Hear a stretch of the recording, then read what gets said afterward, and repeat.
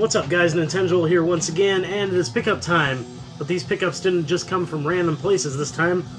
This is the PRGE swap meet pickups video. I got quite a bit of stuff. In fact, I got enough stuff that it's pretty much a normal pickup episode, so it's going to be about the normal length.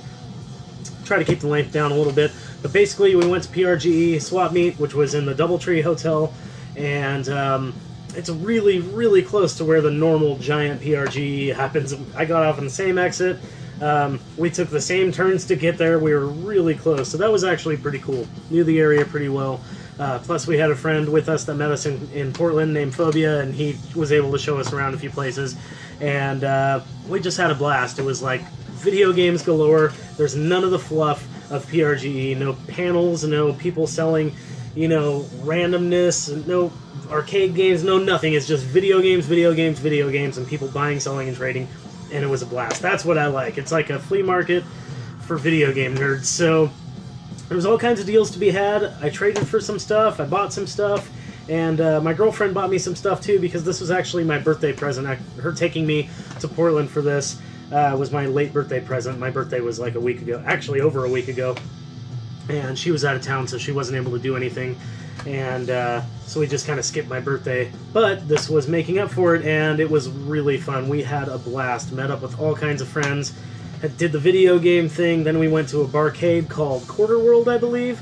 Played video games, got awesome food. Played, God, there was this game. There was this beat 'em up with baseball characters. I don't know why that game stood out to me so much, but it was so freaking fun to swing at enemies with baseball bats. 4-player action. We had 3 or 4 people playing at the same time. Also played like Turtles the arcade game, really fun. Drank IPAs, ton of fun. After that, we went to a metal show. There happened to be a metal show. A band that I know was playing named Ash Borer. They used to be from Arcata, California, but supposedly then they were in Oregon for a while, and then they were in New Mexico for a little while, which is really weird because those are the 3 states I've lived in: California, New Mexico, and Oregon. So that's pretty cool, actually. But Ash Borer just destroyed. I got a CD from them. I guess I should have shown you that, but it's not sitting here. But got the new Ash Borer CD. Also saw this band from Salem called Hell play. Super slow, doomy band, just amazing. So good. But anyways, you guys are here for the pickups. I'm sure that's probably why you clicked on the link. So first of all, starting kind of small, we just got a 3-pack of mini highlighters from Mario Kart Wii. Why? I don't know why they made them. There's a Mario one, a Yoshi one, and a Luigi one. And this is a $1. Just cool. Just gonna go on my shelf. Just kind of cool, like shelf filler. Kind of the same thing with this. Q*bert, there is a reason behind it though. Well, besides the fact that it was only $1. But Q*bert is pretty much the first game I ever remember playing as a kid. As a Wii one, I think I had to like stand on a stool. Arcade machine, I was like 3, I think. Probably. I think it was in Southern California, so I'm thinking I was like 3. So yeah, I just got that for display. I only have Q*bert on, let's see, 2600 I think, and the label's totally screwed up. So that's going to look cool on a shelf, even though the label's kind of messed up. It was $1. Case only, Rune Factory. Been looking for a case only of this for a while. Actually, I've been looking for the manual too. Did not have the manual, but it was only a couple bucks. Already put the game in there. So if any of you guys has a manual for Rune Factory, that would be amazing. This game's pretty fun from what I played. Wasn't expecting that. Fun in the same way as Harvest Moon. Wasn't expecting to like those games, and totally do.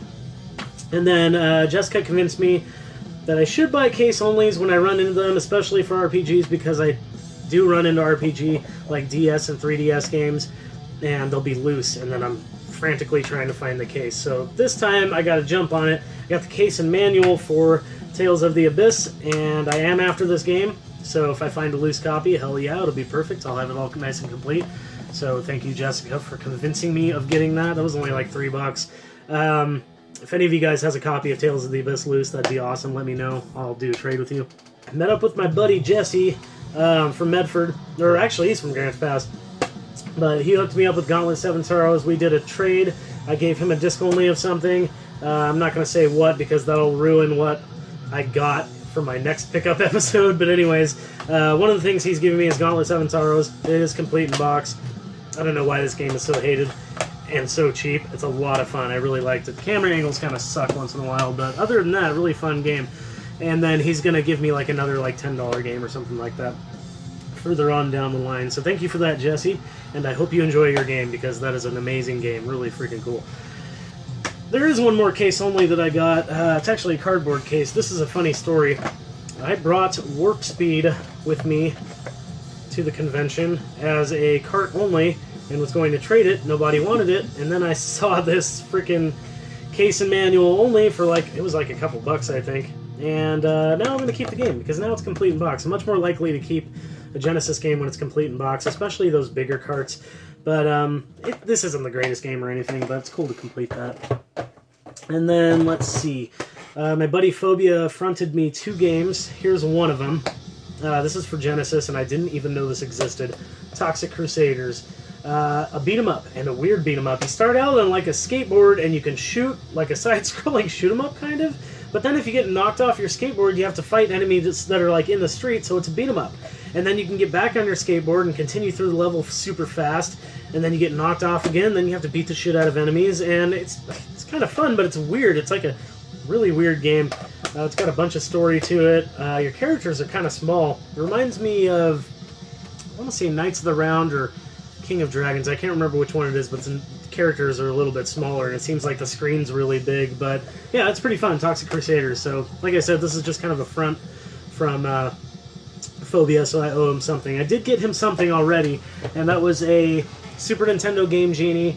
I found it like across the street from the convention. We went to this little, like, I don't even know what you would call it. It was like just a bunch of people inside a building with tables set up and shit to sell.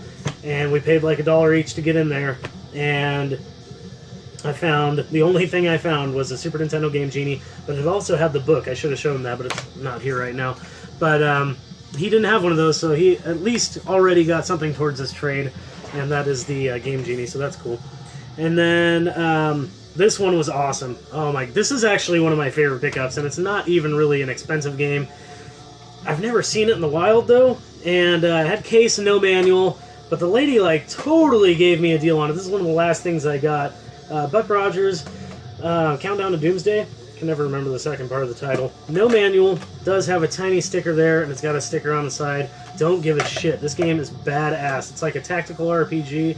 Overhead view. You can move your guys and then like attack individual enemies and shit, but you can do it long distance because you have like laser guns and shit. So this is fucking cool. Really story heavy, lots of text, but really well done and really cool. And a game I've been after for a while.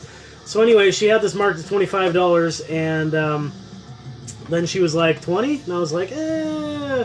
And literally, like, I'm pretty much walking away at this point. She's like 15. I'm like, all right. I'll take it. I can't pass on that. I do need a manual for this, but I don't care. Buck Rogers was really fun and cool to get.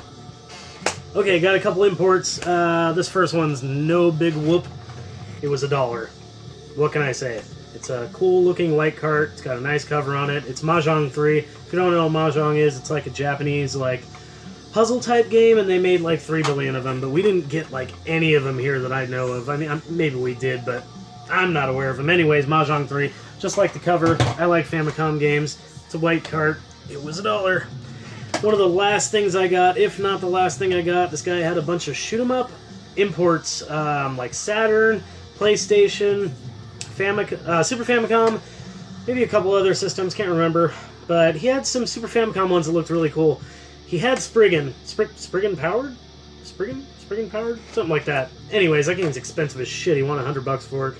And then he did have one of the Macross games that he wanted $50 for. I didn't have those 20 at the end. I spent $15 on this. Acrobat Mission. It is an overhead shoot 'em up. Seems pretty fun, actually. Nice graphics. You can tell it's an earlier game, though. But, yeah, it was pretty good. $15. Got another import. Love imports. That's the one thing. There were so many imports there, but it was like, okay, you can tell it's a sports game, passing those up. Or it was all in Japanese and you didn't know what the hell it was.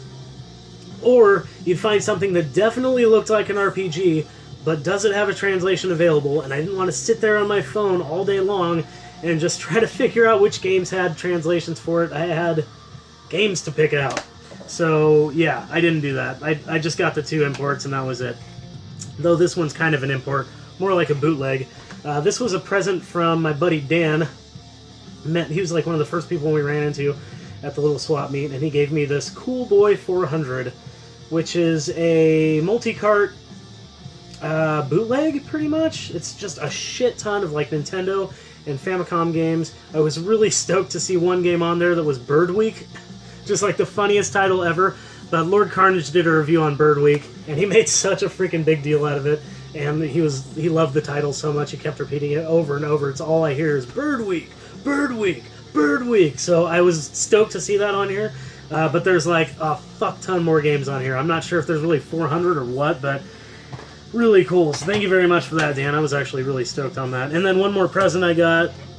This came from my buddy Kevin. Definitely one of the cooler people that I get to see. So stoked that he came. One of my better friends. He's from Southern Oregon. It was really cool to see him. Him and his girlfriend hung out with us all night, and also Sodophobia and his girlfriend. And just, we had a ton of fun. But anyways, Kevin got me Contra on Game Boy, but it's an import. What is Contra on Game Boy, you probably are asking. This is actually Operation C. It's the exact same game. I played them back to back, but it's really cool to get an import. I love the cover to it, and just the Japanese letters. This just looks cool. So it was really neat to get this. So now I have like 2 different versions of the same game. That's really freaking neat. So thank you, Kevin. That was really cool. I guess he found this at GameStar, and that's just weird. You don't find too many imports at GameStar. One that I did get, I'll give you guys a brief reminder. This is like one of the coolest things I ever found, and it was at GameStar. Probotector on NES. I got this probably about a year ago. It's like in mint condition. This is Contra. So I have 2 Contra imports now. Didn't even think about that. But there you go. There's Probotector and Contra on Game Boy. So that's pretty cool. So thank you very much for that, Kevin. Really neat late birthday gift. Okay, so getting up there on time. Here's the other front present that I got from Phobia. We'll trade for something later on, but Clax on NES. Puzzle game. Didn't think I was going to like this very much. You know, it was just a good deal. It's always got a messed up label when I see it. This one was very nice. And he fronted it to me, so I got it. And guess what? It fucking kicks ass. I think, along with Tetris and Dr. Mario, that's going to be one of my favorite puzzle games. Not really a puzzle guy. Oh, and I do like Bust-A-Move, if you consider that puzzle. I'd say so. Okay, and then I got a good deal on Spelunker because I made a joke about this game being so dirty, looking like it was in the same cave that this dude is exploring, and it growing stalagmites on it. I don't know if you can see, but it's dirty as crap right here. And I was like, will you take $5 on this? He had it marked at 10. He was like, sure. So, and he laughed about it, so I think that's why he actually took it. So Spelunker, fun game. Reminds me of Pitfall 2 on 2600. It's just like the same environment. You're in a cave. There's all kinds of obstacles. You're collecting treasure. There's just a lot going on. And yeah, it was pretty fun. I like it. It's hard, though. Really hard. Then I got a game that came with a sleeve and manual. Dude in our group named Timothy keeps talking up this game, Kabuki Quantum Fighter, with Manuel. And rightfully so. I knew about this game. I've seen the cover, but I didn't really know what it was. I looked up footage on it. And yeah, I was like, man, I need this game. You headbang enemies to death with your freaking hair, hold on to platforms, freaking flip in the air, catch onto things, and like keep flipping and shit. But you headbang enemies to death. I mean, this fucking Japanese is shit. It's badass, and your hair's like pink. My only beef with this game is when you crouch down, like all of a sudden you just have a punch attack, and it's super fucking short range. Like fucking a few pixels. Why the hell can't you headbang when you're crouched down? I can headbang when I'm crouched down. Why can't you kill enemies with your hair then? I don't know, but anyways, Kabuki Quantum Fighter, very good game. Thanks for the suggestion, Timothy, if you ever happen to watch these videos. Not sure if you do or not. But yeah, very fun game. That's worth about $20. I got it with manual, though, and I paid $15. Okay, moving on. We got 3 TurboGrafx games. That's right, you heard me correctly. I got 3 TurboGrafx games. Making my final count to 24. It's pretty impressive if you ask me. First of all, we got Final Lap Twin, which it's marked at 13. I think I got it for 10. If you don't know what this is, it's a racing game, obviously. But there's a story mode, and it's an old school RPG where you race people instead of like fight enemies. And you can go overhead view on a little town map, and you can talk to people, and it's an RPG. It's freaking crazy. There are some weird RPGs for some systems out there that people don't know about. This is one of them. I believe there's a racing RPG on Dreamcast. Not positive, but there is a tennis RPG on Dreamcast called Virtua Tennis. I have a copy of that. Anyways, Final Lap Twin. Very fun, very unusual, something that you need if you have a TurboGrafx. Then I got Double Dungeons, first-person perspective dungeon crawling RPG, pretty much. And this reminds me of like Eye of the Beholder, or any of those games where you can get lost as fuck in a fucking first-person perspective maze and just battle monsters all freaking day. It's fun. I mean, it's nothing big deal, but yeah, and it's also got its little sleeve and manual and all that shit, so pretty cool. I consider games like this complete. The damn cardboard boxes are so hard to find that I don't even think about that when I'm thinking of completeness. I think of them as complete in box, so... Last one. The one that felt like it was missing from my collection the most, as far as TurboGrafx. Not owning this game and having a TurboGrafx seemed very weird to me, and it's been a long time that I've had a TurboGrafx now, a couple of years at least. Probably a few years now. And Bonk's Adventure had been missing from that for a long time, and I had never played a Bonk game before today, and I had a lot of fun with it. It's really fun. The only thing I don't like is climbing up the side of things with your teeth. You have to like hammer the shit out of the A button, unless I'm doing something wrong, but that seemed very awkward. But anyways, complete in box also. No cardboard box. Fuck you, cardboard boxes. Bonk's Adventure, though, really cool, very fun, awesome to get. Last game, guys. Very last game. Had to be something good because I traded a lot of good shit for it. I traded Game Boy Advance SP, Black. I traded Mega Man 2 and 3 on Game Boy. And I traded Giga Wing, complete in box. Very nice shape. What did I get? Whamang! Shining Force 3. Holy shit. I fucking own Shining Force 3. Didn't think I was ever going to own this before. Now I have, like, a lot of the Shining Force games. And this series and front mission is what got me into tactical RPGs. What can I say? They are that good. And this is one of my most wanted games. It is complete in box. There is a little bit of water damage on the back. Didn't actually notice that when I got it, which kind of sucks. Goes up the side too, but not on the display side, so that's kind of nice. But the disc is in very nice shape. Manual's in very nice shape. I added the foam from a cheaper game. But yeah, complete in box. Shining Force 3. Played this today. Freaking awesome. So now I own Shining Force 1, 2, 3. Shining Force CD. I own Shining Force on Game Gear.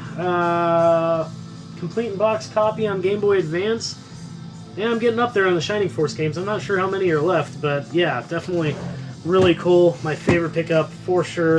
And I got that from the same dude as the Bonk's Adventure. Traded for both of those, and then got Kabuki Quantum Fighter from that dude for 15 bucks also. So great deals all around. Awesome time. So cool seeing Kevin and Phobia and Dan and Eric and Jesse, and I saw John, and just I can name people off all day. There was a bunch of people that I saw. Really freaking cool. Yeah, had a good time. And then the concert was amazing, and the barcade was amazing, and thank you, Jessica, for taking me out. It was amazing. Thank you, Jessica. She's over there.